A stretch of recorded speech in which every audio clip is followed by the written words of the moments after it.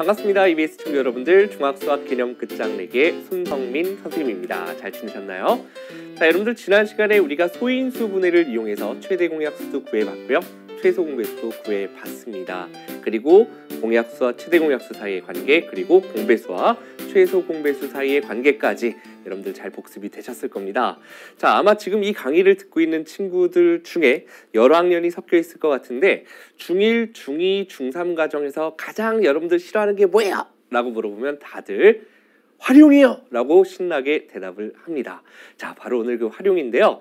방정식이나 부등식에서의 활용도 있지만 오늘 할 활용은 밑에 자막 나왔죠? 그렇죠. 최대 공약수와 최소 공배수에서의 활용에 대해서 우리가 살펴볼 겁니다. 그렇기 때문에 지난 시간에 우리가 공부했었던 최대 공약수, 최소 공배수는 당연히 구할 수 있어야 됩니다. 자, 그러면 우리가 활용이니까 혹시나 중1 친구들이 듣고 있다면 초등학교 때 배웠던 문장제 기억하시죠? 일상생활의 이야기나 여러 가지 얘기를 길게 풀어서 문제가 나와 있는 걸 보고 이것이 최대 공약수를 구하는 것인지 최소 공배수를 구하는 것인지를 판단해야 됩니다. 선생님이 간단하게 여러분들 교재에다 정리를 해드리긴 했지만 사실 그 내용은 이제 선생님이 쭉 한번 나열해 본 거고 한 가지 원칙을 기억하면 되거든요. 그 원칙이 무엇인지 개념서부터 시작해야 되겠죠. 오늘 공부할 내용 첫 번째 당연히 최대 공약수의 활용, 두 번째는 최소 공배수의 활용에 대해서 보도록 할게요. 자, 칠판으로 가서 수업 시작하겠습니다.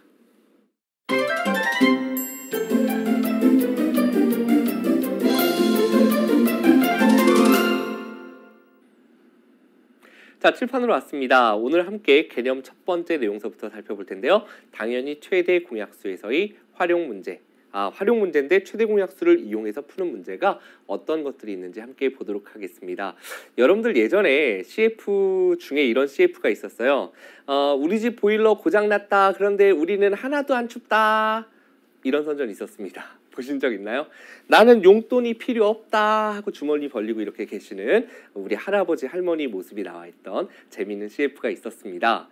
자, 여러분들께서 최대 공약수의 활용과 최소 공배수의 활용을 이용하다 보면 그래요. 그 원칙대로 주어진 대로 문제가 나와주면 좋은데 그 말이 그대로 적용되지 않는 경우들이 나와요. 자, 그런 내용들에 대해서 우리가 헷갈리지 않고 설명할 수 있는 원칙을 말씀드릴 건데 일단은 우리 문제에서 자주 등장하는 최대 공약수 활용에 관한 내용을 한번 읊어보도록 하겠습니다. 다음과 같은 문제의 유형은 최대 공약수를 활용하여 해결할 수 있다고 되어 있고요. 일정한 양을 가능한 한 많이 똑같이 나누어 주기 이렇게 되어 있죠. 두 번째, 직사각형의 벽을 가능한 한 큰 정사각형으로 채우기. 세 번째, 가능한 한 큰 정육면체를 쌓아서 직육면체를 만든다. 그 다음에 가능한 한 큰 간격으로 나무를 나눠 심는다. 이런 말들이 나오면 뭐를 이용한다? 최대 공약수를 이용한다는 얘기예요. 그런데 여러분들께서 한 가지 원칙을 기억하면 돼요. 이 다음 페이지에서는 이제 최소 공배수에 대한 이야기를 하겠죠.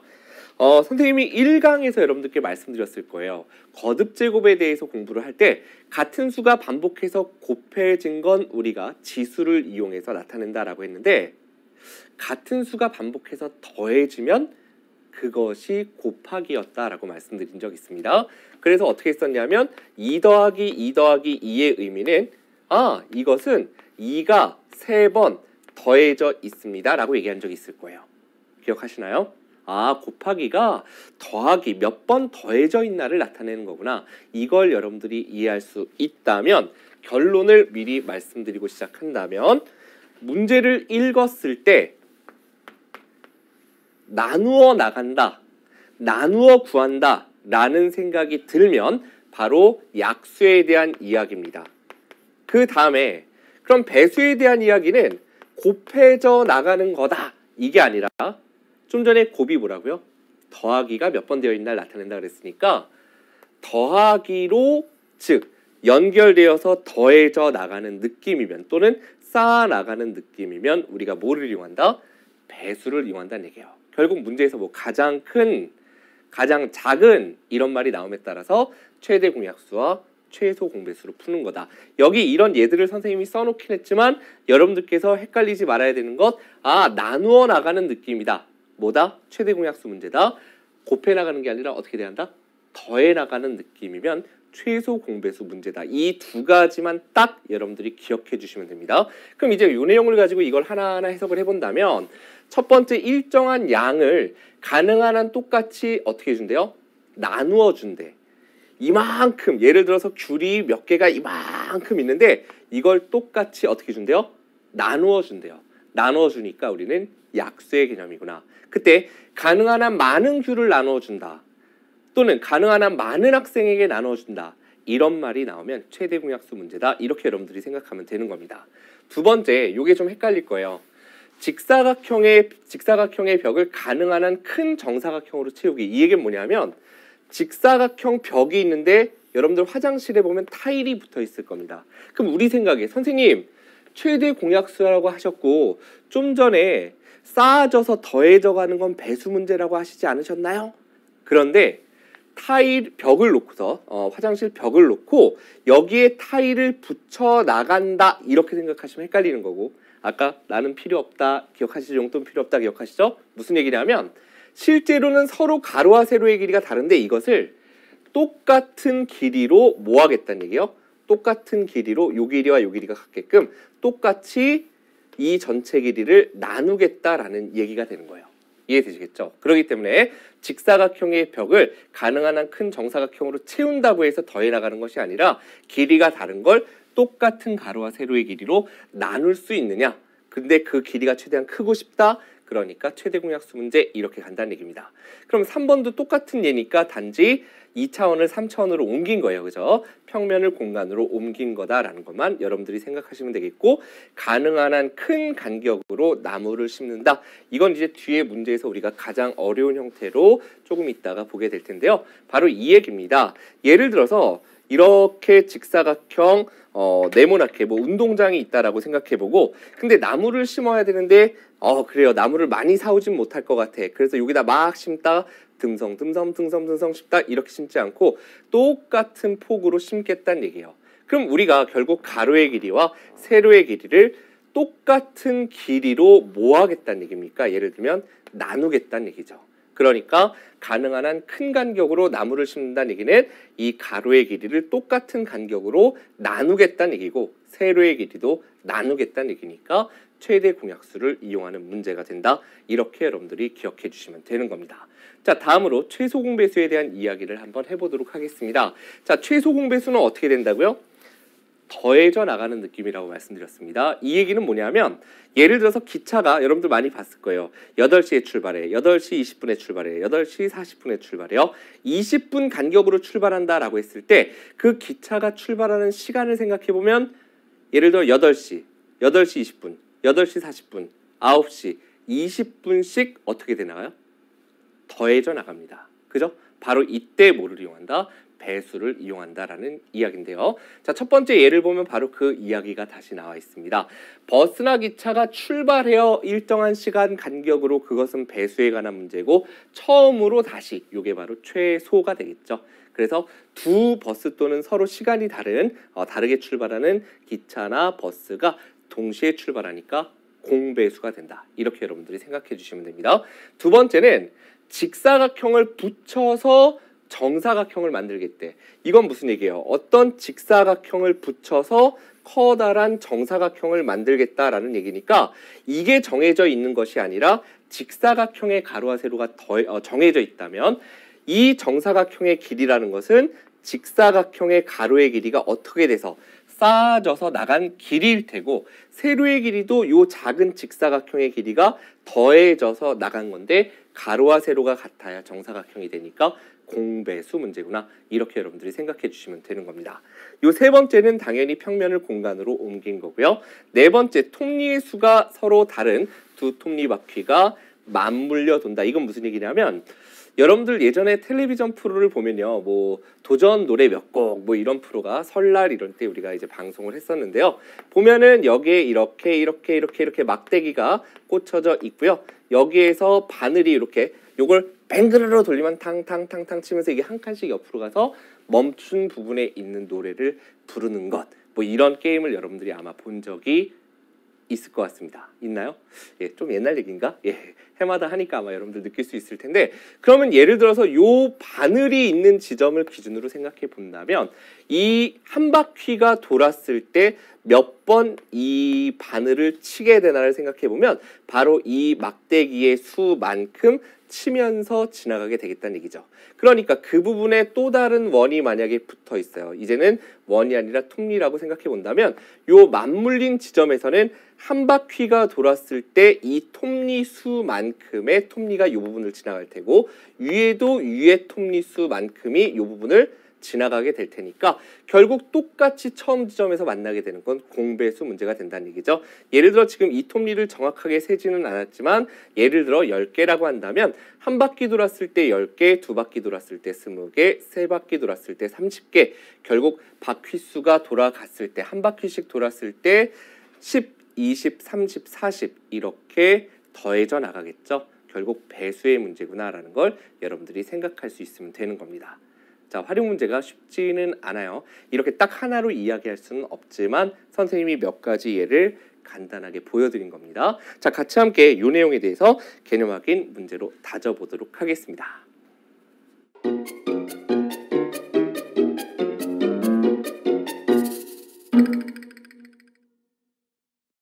자, 첫 번째 문제서부터 한번 보도록 할 텐데요. 첫 번째 문제는 연필이 36자루, 볼펜이 48자루가 있대요. 그럼 우리가 예를 들어서 36자루가 있는데 쉽게 20명한테 똑같이 나눠줄 수 없겠죠. 5명한테도 똑같이 나눠줄 수 없을 겁니다. 그죠? 왜냐하면 5가 36을 똑같이 나눌 수 있는 수가 아니에요. 즉 약수가 아니기 때문입니다. 그죠? 결국 우리가 학생 수, 가능한 한 많은 학생들에게 나누어 주려고 할 때 학생 수는 뭐가 돼야 되냐면 바로 36의 약수가 돼야 되겠죠. 마찬가지로 볼펜 48자루를 똑같이 나눠 주려면 학생 수는 48의 약수. 나누어 줄 거니까 48자루를 나눌 거니까 약수 문제다라는 이야기예요. 됐죠? 그럼 우리가 그렇게 나누어 줄 수 있는 학생 수를 생각해 보면 결국은 36의 약수가 들어와야 될 테니 36의 약수 1, 2, 3, 4, 6 그다음에 9가 있겠죠? 그다음에 12, 그다음에 18, 그다음에 36까지 이런 학생 수라면 36자루를 똑같이 나눠 줄 수 있을 겁니다. 자, 두 번째로 볼펜 48자루를 똑같이 나눠 주려면 이번에는 결국 48의 약수여야 되겠죠. 이때 학생 수는 48의 약수이어야 할 겁니다. 아, 그러니까 1, 2, 3, 4, 6 한 다음에 뭐가 들어가나요? 6, 8, 48, 4 곱하기 12가 48, 3 곱하기 16이 될 테고 2 곱하기 24, 그 다음에 1 곱하기 48, 결국은 이 수들이 48의 약수니까 학생 수가 이렇게 주어졌을 때 48자루를 똑같이 나눠줄 수 있을 겁니다. 자, 그럼 일단 여기에서 보면요. 1, 2, 3, 4, 6, 1, 2, 3, 4, 6, 5 공통인 약수가 된다는 거 알 수 있고 여기 12까지가 공통인 약수, 즉 공약수가 될 수 있겠죠. 결국 공약수가 된다라는 말의 의미는 이제 1, 2, 3, 4, 6, 12명이 있을 때에는 연필과 볼펜을 동시에 똑같이 나눠줄 수 있다는 얘기죠. 그럼 세 번째 문제를 한번 들어가 보도록 하겠습니다. 자, 세 번째 보면 연필 36자루와 볼펜 48자루를 똑같이 나눠줄 수 있는 학생 수라는 건 무엇을 의미하죠? 그렇죠. 바로 36도 똑같이 나눠줄 수 있어야 되고 그 다음에 48도 똑같이 나눠줄 수 있어야 되니까 36과 48의 뭐여야 된다? 공통인 약수이어야 한다. 조금 아까 뭐 나왔었죠? 그렇죠. 1, 2, 3, 4, 6, 12가 있었습니다. 맞죠? 이러한 학생들이라면 연필도 볼펜도 똑같이 나눠줄 수 있다. 그죠? 자, 네 번째. 따라서 연필과 볼펜을 가능한 한 많은 학생들에게 똑같이 나눠주려고 한다. 뭐가 있죠? 가능한 한 많은 학생들에게 나눠줄 거니까 결국 공약수 중에 가장 큰 12명 이렇게 여러분들이 구해주시면 되는 겁니다. 자, 지금은 개념 확인 문제이기 때문에 선생님이 여러분들이 머릿속에서 생각해야 하는 단계들을 1, 2, 3, 4번 4개의 문제로 나누어서 설명드리고 있습니다. 나중에 그런데 여러분들께서 기출문제를 보시게 되면은 이런 식으로 안 돼 있고 딱 구하라고 나와 있죠. 그럴 때 서술형 문제라면 차례대로 지금 1, 2, 3, 4번의 단계를 써 주실 수 있어야 됩니다. 아셨죠? 자, 다음 문제로 한번 들어가 보겠습니다. 자, 가로와 세로의 길이가 각각 120cm와 96cm인 직사각형 모양의 벽이 있다고 합니다. 일단 가로, 세로의 길이가 다른 직사각형 모양의 벽이 있는데 문제를 봤더니 이 벽에 남는 부분이 없이 가능한 한 큰, 여러분들이 주의해야 되는 게 가능한 한 큰 들어갔으니까 최대 공약수 이렇게 생각하는 게 아니라는 얘기예요. 아셨죠? 자, 중요한 건 정사각형 모양의 타일을 붙인다라는 말은 분명히 가로와 세로의 길이가 달랐는데 가로, 세로 길이가 120cm와 그 다음에 96cm로 달랐는데 어떻게 하겠다는 얘기예요? 정사각형 모양이라는 얘기는 가로와 세로의 길이가 같겠죠. 결국 여기에다가 똑같은 가로, 세로의 길이가 같게끔 정사각형을 붙여서 채울 겁니다. 붙여서 채울 거니까 더해져 나가잖아요. 선생님, 배수 문제 아닌가요? 그런데 우리가 이 문제를 잘 생각해 보면 이 상태, 가로, 세로가 정해져 있고 요 정사각형의 가로, 세로가 정해져 있지 않은 상태에서는 똑같이 나누어 나간다, 이걸 붙여 나간다라는 말의 의미는 정확하게 얘기하면 120을 똑같은 길이로 나눌 수 있느냐, 96을 똑같은 길이로 나눌 수 있느냐, 그래야 딱 맞게 어떻게 빈틈없이 채울 수 있다는 얘기죠. 그렇기 때문에 약수 문제가 된다는 얘기예요. 요 이야기를 여러분들이 다시 한번 좀 나중에 강의가 끝나고 난 다음에 이게 왜 나누어 나가는 거지? 더해져 나가는 게 아닌가? 요 생각을 여러분들이 좀 다시 해보실 필요가 있습니다. 자, 그러면 타일의 한 변의 길이를 구하라 그랬습니다. 타일의 한 변은 120을 그러면 똑같이 나눌 수 있어야 돼요. 그래야 남는 부분이 안 생기고 또 96도 똑같이 나눌 수 있어야 됩니다. 그러니까 120의 약수이고 또 96의 약수여야 되니까 결국 타일의 한 변의 길이라는 건 120과 96의 뭐여야 된다? 공약수이어야 한다라는 걸 여러분들이 생각할 수 있는데 그 길이가 가능한 한 크고 싶다 그랬으니까 어떤 공약수? 바로 최대 공약수를 구해야 된다. 이렇게 생각하시면 되는 거예요. 결국 120과 96의 최대 공약수를 구해보도록 하겠습니다. 자, 잘 안 보이면 좀 쉬운 숫자로 할까요? 4로 해볼까요? 4, 3, 12, 4, 2, 8, 4, 4, 16 6으로 되는구나. 6, 5, 30, 6, 4, 24니까 최대 공약수는 6, 4, 24. 타일의 한 변의 길이는 24cm다. 이렇게 여러분들이 첫 번째 답을 구할 수 있고요. 두 번째 문제, 필요한 타일의 개수를 구하라 그랬습니다.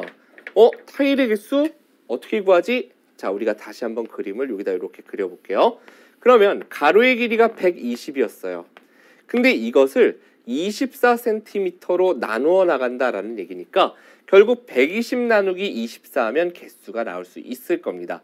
120을 24로 나눈 몫을 우리가 구해보면 된다는 얘기죠. 바로 얼마가 됩니까? 5가 몫이 될 거다라는 거 알 수 있습니다. 자, 그 다음은 96을 또 똑같은 길이 얼마로? 24로 나누어 나간다. 그 얘기는 24가 몇 개가 더해져서 96이 되냐? 즉 96 나누기 24를 했을 때의 몫이 되니까 요게 몫이 되겠죠. 결국 가로로 5개, 세로로 4개니까 곱해서 개수는 20이 된다. 이렇게 여러분들이 답을 구해주시면 되는 거예요. 이 문제에서 주의할 건 뭐냐면 만약에 여러분들을 좀 헷갈리게 한다라고 한다면 가능한 한 큰 정사각형 모양의 타일을 붙인다 그러면 우리가 굳이 약수 이런 개념 잘 몰라도 나누어 나간다 이런 설명 모른다 하더라도 여러분들이 최대 공약수를 구했을 거예요. 가능한 한 큰이 나오니까. 근데 만약에 여러분들께서 만약에 타일을 직접 시공하는 기술자라고 한번 해봅시다. 선생님이 듬성듬성 큰 거 떡떡 붙여서 빨리 채우고 다음 옆에 일할 곳으로 가고 싶어. 그렇다면 최대한 큰 걸 턱턱턱 붙여서 채우겠다는 얘기는 가능한 한 적은 타일이 필요한 거예요. 맞죠? 큰 걸 몇 개 안 붙이면 된다는 얘기야. 그죠? 그럴 때는 가능한 한 적은 수의 정사각형 모양 이렇게 문제가 나왔다면 여러분들은 가능한 한 적은이니까 최소 배수인가? 이렇게 생각해서 틀릴 수 있다는 얘기입니다.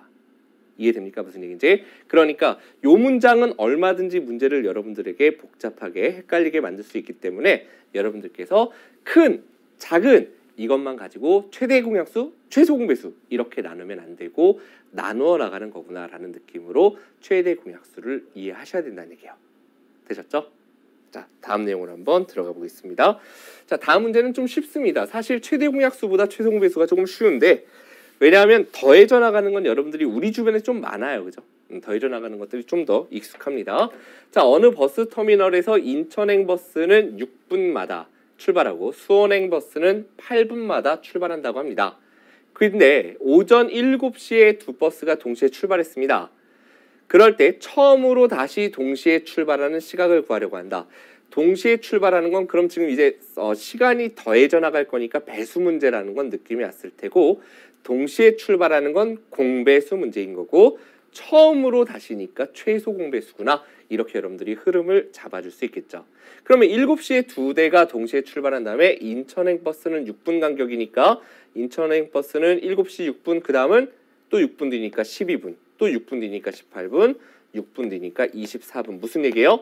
결국 7시 6씩 더해져 나가는구나. 그래서 배수 문제가 된다는 얘기입니다. 수원행 버스는 8분 간격이니까 8분 다음에 16분, 그 다음은 8분 더하면 24분, 또 8분 뭐하면 더하니까 32분 이렇게 갈 거예요.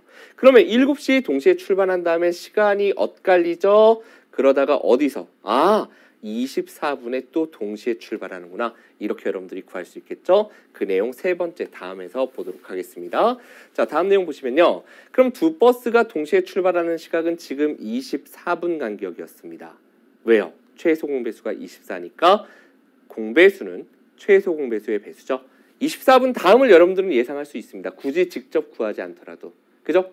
24의 배수가 될 테니까 48분. 그 다음은 이제 여기다 또 24분 더하면 넘어가죠. 그죠? 8시대로 넘어가니까 이런 식으로 구할 수 있겠고, 따라서 7시 이후에 처음으로 동시에 출발하는 시각은 7시 다음에 몇 분? 7시 24분이다. 이렇게 여러분들이 구해주시면 된다는 얘기예요. 지금 이 문제에서처럼 시간이 더해져서 나가니까 공배수 문제구나. 됐죠? 배수 문제구나라는 걸 여러분들이 이해할 수 있으면 됩니다. 자, 다음 내용으로 한번 또 들어가 보도록 하겠습니다. 자, 다음 문제. 자, 조금 아까도 뭐 직사각형 모양이 있는데 그걸 갖다 막 붙여 나간다. 근데 선생님이 그게 실제로는 더해져 나가는 게 아니라 전체 길이가 정해져 있고 내가 그걸 똑같이 나눌 수 있는 가장 큰 길이를 구한다라고 했습니다. 그럼 비슷한 형태의 문제인데 어떻게 다른지 4번을 한번 보도록 할게요. 자, 가로의 길이, 세로의 길이, 높이가 각각 12cm, 15cm, 6cm인 직육면체 모양의 상자가 있습니다.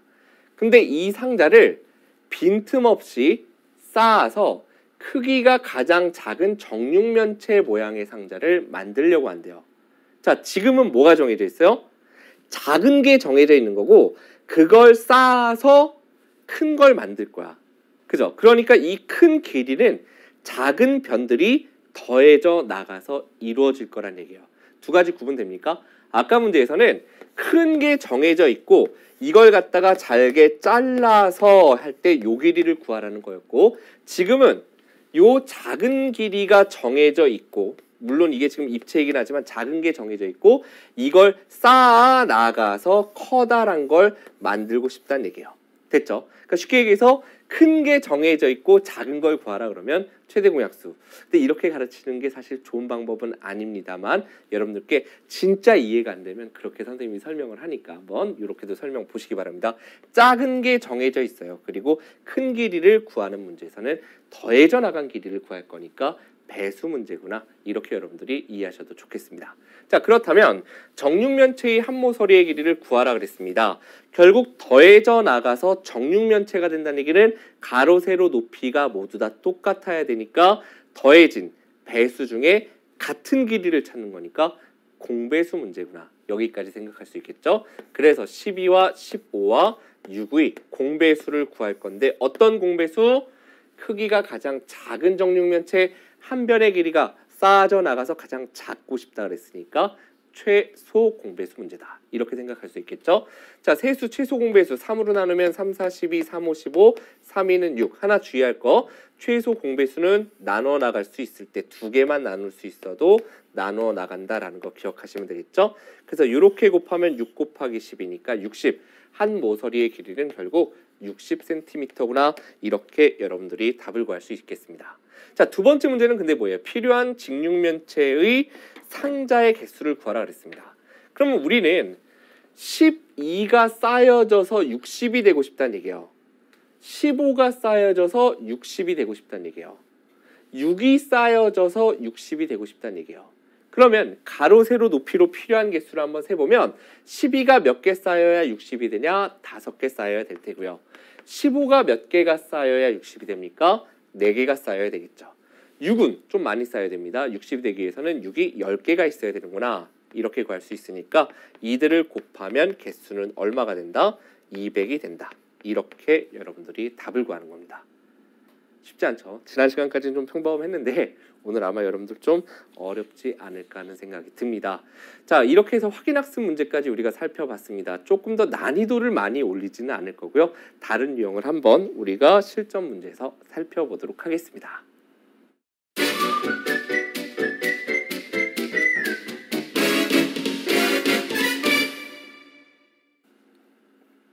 자, 이제 실전 문제로 개념 정복 보도록 하겠습니다. 필수 1번인데요. 자연수로 나누기라고 돼 있죠. 타이틀만 봐서는 나누기니까 약수 문제겠구나라는 느낌 들 텐데 실제로 읽어볼게요. 어떤 자연수로 33을 나누면 3이 남는데요. 자, 어떤 자연수로 33을 나누면 3이 남아. 이걸 우리가 좀 한번 해볼까요? 어떤 자연수로 33을 어떤 자연수로 나누겠대. 그러면 몫이 나올 테고 나머지가 3이 생겼다라고 합니다. 그러면 이 수는 의미가 뭐냐라는 걸 우리가 생각해 볼 건데 나누기 3이 생겼대요. 예를 들어서 선생님이 자주 듣는 예인데 1강에서 2강에서 들었던 예인데 붕어빵 얘기했었습니다. 우리 반에 예를 들어 5명의 학생이 있는데 선생님이 붕어빵을 10개 사오거나 15개 사오면 똑같이 나눠주고 우리 친구들이 안 싸울 텐데 선생님이 꼭 12개 13개 이런 식으로 안 맞게 사왔어요. 안 맞게. 뭐가 안 맞죠? 5명을 똑같이 나누어 줄 수 없다는 얘기야. 왜? 12개, 13개는 뭐의 배수가 아니니까? 5의 배수가 아니니까. 그러니까 나머지 2개, 3개만큼을 덜 사왔더라면 선생님이 만약에 5명인데 12개를 사왔어요. 2개를 오는 길에 선생님이 먹은 거예요. 그럼 10개 남아있겠죠? 그러면 5명에게 나눠줄 수 있네. 남는 것만큼 빼고 나면 똑같이 나눌 수 있다는 얘기예요. 결국 33을 2수로 나누었더니 3이 남았다는 얘기는 33이 아니라 그거보다 나머지만큼 작은 32였다면 그 수로 나누어서 몫이 나오고 똑 떨어졌을 거란 얘기입니다. 결국 이 수는 뭐에? 30의 뭐가 된다는 얘기예요? 약수가 된다라는 이야기입니다. 마찬가지로 두 번째도 이번에 읽어볼게요. 43을 그 수로 나눴더니 2가 부족하대요. 굉장히 착한 선생님이 계신 거예요. 예를 들어 선생님이 이 얘기예요. 붕어빵을 13개를 사왔어요. 우리 반엔 계속 5명 있습니다. 그러면 선생님처럼 이렇게 이제 풍만하면 선생님이 3개를 먹었기 때문일 텐데 착한 선생님 같으면 어떻게 할까? 어이구, 우리 반 5명인데 13개네? 15개가 있어야 되는데 2개가 모자르니까 빨리 가서 사와야 되겠다. 우리 아이들 더 먹여야지. 이렇게 생각하실 수도 있다는 얘기죠. 부족한 만큼을 채워오면 또 똑같이 나눠줄 수 있을 거란 얘기예요. 다시 한번 13개를 바라보는 관점이 5명에게 나누어 주기에는 5의 배수 10, 3개 남네 하고 선생님이 먹을 수도 있지만 5의 배수 15로 바라본다면 13개니까 2개를 빨리 더 사와서 15개 채워야 되겠다. 이렇게 생각할 수도 있다는 얘기죠. 그러니까 43을 나눠서 2가 부족해. 이만큼 빨리 채워오자. 즉 얼마가 됐다면 43에 부족한 이만큼 더한 45였다면 그 수로 나누었을 때 다른 몫이 나오고 나누어 떨어졌을 거란 얘기예요. 결국 이 수는 또 몇의 배수다 그러면 약수죠. 45의 약수가 돼야 되는구나. 이렇게 여러분들이 생각할 수 있겠죠.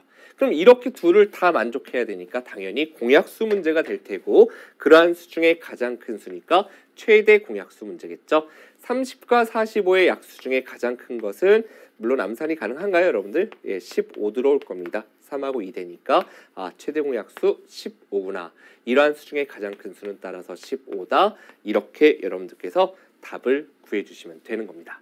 되셨죠?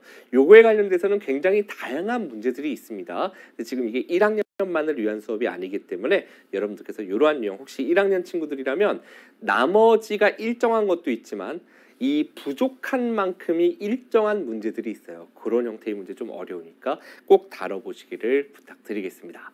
자, 다음으로 필수 2번 굉장히 유명한 문제입니다. 톱니바퀴 문제. 자, 톱니바퀴에 대해서는 조금 아까 잠깐 말씀을 드렸었습니다만 다시 한번 문제 읽어볼게요. 서로 맞물려 회전하는 톱니바퀴 A, B가 있다라고 합니다. 자, 요 지금 현재 맞물려 있는 지점을 선생님이 분홍색으로 한번 이렇게 표시를 해볼게요. A 톱니는 여기 그림하고는 실제로는 좀 다른데 A 톱니 수는 36개, B 톱니는 54개가 있다라고 합니다. 여러분들이 자전거 같은 경우에는 좀 이 둘이 떨어져 있어서 체인으로 연결되어 있는데 이 문제에 대한 느낌을 여러분들이 일단 이해하려면 A가 좀 톱니 수가 적으니까 A는 부지런히 돌 거고 B는 좀 천천히 돌아갈 거다.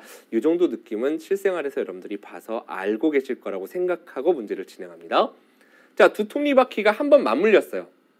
그런 다음에 지금 요 지점에서 맞물렸어. 그 맞물린 지점에다가 예를 들어 A 톱니에다가 선생님이 이렇게 매직으로 칠해 볼게요. 그리고 옆에 B 톱니에다가도 그 맞물린 지점에 이렇게 칠해 볼게요.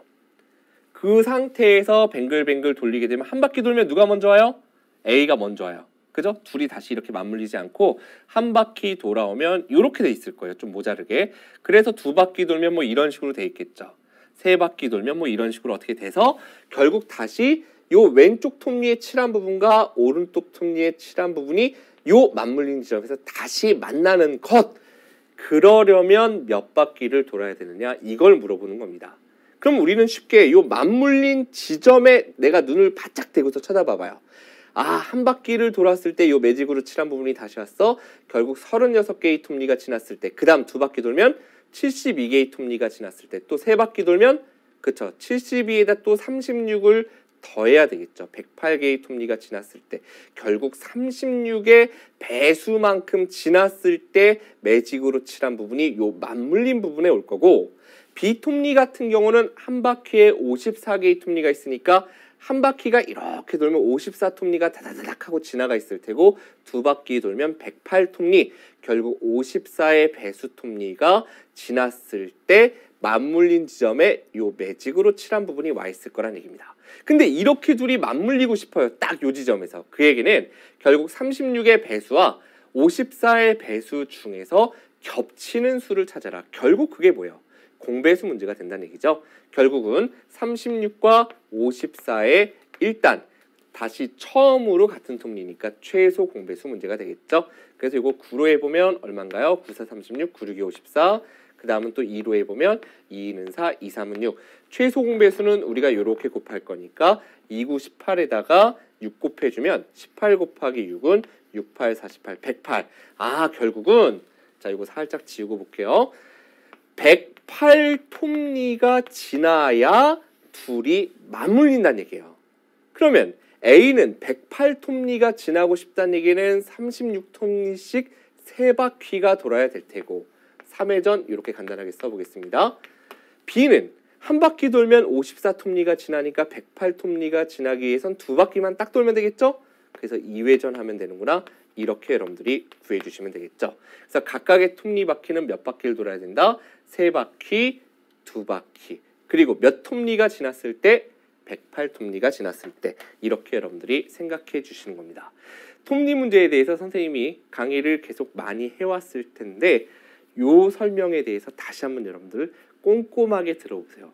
해마다 선생님도 업그레이드가 되거든요. 근데 현재까지 선생님이 할 수 있는 가장 좋은 설명인 것 같습니다. 다시 한번 톱니 문제 워낙 어려워하기 때문에 선생님이 여러 가지 생각해 봤는데 다시 한번 강의 들어보시기를 부탁드립니다. 자, 다음 문제는 응용 문제라고 되어 있는데 사실 어렵지 않습니다. 문제 볼게요. 자, 18분의 49와 8분의 63의 어느 것에 곱하여도 결과가 자연수가 되고 싶대요. 18분의 49가 있어요. 그리고 8분의 63이 있어요. 여기에 어느 것에 곱하여도 결과가 자연수가 된대요. 결과가 뭐가 된대요? 여기다 어떤 수를 곱해서 결과가 자연수가 되도록 하는 가장 작은 분수를 구하라고 합니다. 됐죠? 와, 이게 무슨 얘기인가? 근데 우리가 일단 생각할 거 어떤 분수가 부호가 플러스인 수 중에서 가장 작기 위해서는 분모는 클수록 분자는 작을수록 그 분수가 작아집니다. 무슨 일이 이해되죠? 어떤 분수가 양수에서 분모는 클수록 분자는 작을수록 그 분수가 작아져요. 분모는 클수록 분자는 작을수록 그 분수가 작아진다. 그런데 이 결과를 곱해서 자연수가 되게 만들고 싶다는 얘기는 결국 분모에 있는 18이 약분돼서 1이 돼야 분모를 생략해서 자연수를 쓸 수 있을 거예요. 그러니 분자는 18을 약분해서 1이 되게끔 만들기 위해서는 18의 배수여야 될 겁니다. 그런데 마찬가지로 8을 약분해서 또 1을 만들어야 자연수가 될 수 있기 때문에 이 수는 몇의 배수여야 돼? 또 8의 배수여야 되겠죠. 결국 분자에 들어올 수는 얼마의 배수다? 18과 8의 무슨 배수? 공배수다라는 걸 여러분들이 생각할 수 있겠고, 공배수 중에서 선생님이 조금 아까 뭐라 그랬죠? 분모는 클수록 분자는 작을수록 그 분수가 작아지니까 어떤 공배수를 구해야 된다? 최소 공배수를 구해야 된다는 얘기입니다. 자, 그러면 분모에 대해서 본다면 여기서 실컷 약분해서 1을 간신히 만들었는데 여기가 1이 아닌 수가 들어가 버리면 안 되겠죠. 그러니까 여기 있는 49가 약분돼서 1이 돼야 돼. 약분돼서 1이 돼야 돼. 그 얘기는 63의 거꾸로 약수여야 되고 49의 약수여야 되겠죠. 결국 분모는 뭐와 뭐의 약수요? 49와 63의 약수이어야 합니다. 공통인 약수. 그런데 문제를 다시 한번 얘기해 보면 이 분수가 작아야 된다 그랬어요. 그죠? 그러니까 분모는 클수록 분자는 작을수록이었으니까 결국 분모에 대한 이야기니까 분모는 클수록, 그렇죠. 최대 공약수. 이렇게 여러분들이 구해주시면 되는 거죠. 그렇기 때문에 18과 8의 최소 공배수를 구해보면요. 자, 그건 요 밑에다 구해볼게요. 18과 8의 최소 공배수는 우리가 2로 되죠. 2, 9, 18, 2, 4, 8 이렇게 될 테니까 이렇게 곱해서 72가 될 거다라는 거 알 수 있겠고, 그 다음에 분모를 보면 49와 63의 최대 공약수는 49와 63의 최대 공약수 77의 49, 79, 63 최대 공약수는 7이죠. 결국 그 분수는 7분의 72구나. 7분의 72구나. 이렇게 여러분들께서 답을 구해주시면 된다는 얘기예요. 되셨나요? 여기까지? 자, 오늘 여러분들 선생님 고난도 4번 문제 여러분들 자료실에 선생님이 태블릿으로 강의를 해서 올릴 테니까 반드시 확인해 보시기를 부탁드리고요. 오늘까지 배운 내용에 대해서, 지금까지 배운 내용에 대해서 함께 팁 정리해 보고 가겠습니다. 자, 첫 번째 내용이었죠. 가능한 한 많은, 가장 큰, 최대한 등의 표현이 있으면 최대 공약수를 이용한다. 그런데 선생님이 강조했던 건 나누어 나가는 느낌일 때라는 걸 반드시 기억 부탁드릴게요. 자, 그 다음 두 번째로는 뭐였어요? 가능한 한 적은, 가장 작은, 최소한, 다시 처음으로 만나는 등의 표현이 있으면 뭐라고 돼 있죠? 대부분 최소 공배수를 이용합니다. 그렇기 때문에 우리가 생각해야 될 건 바로 뭐였다? 그렇죠. 더해져 나가는 느낌이면 바로 공배수 문제다. 이렇게 여러분들이 기억해 주시면 실수가 없겠네요.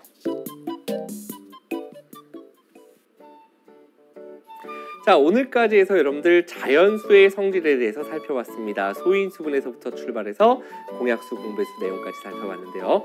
다음 시간서부터는 이제 정수와 유리수를 들어갈 거예요. 역시 1학년 교육과정에 해당되고요. 정수와 유리수 처음이니까 뜻과 그 분류에 대해서 살펴보도록 하겠습니다. 자, 아래 나오는 주소를 통해서 오늘 여러 번 얘기했었죠? 그렇죠. 반드시 다시 보기 통해서 복습 부탁드리겠습니다. 자, 수고하셨고요. 다음 시간에 뵙겠습니다.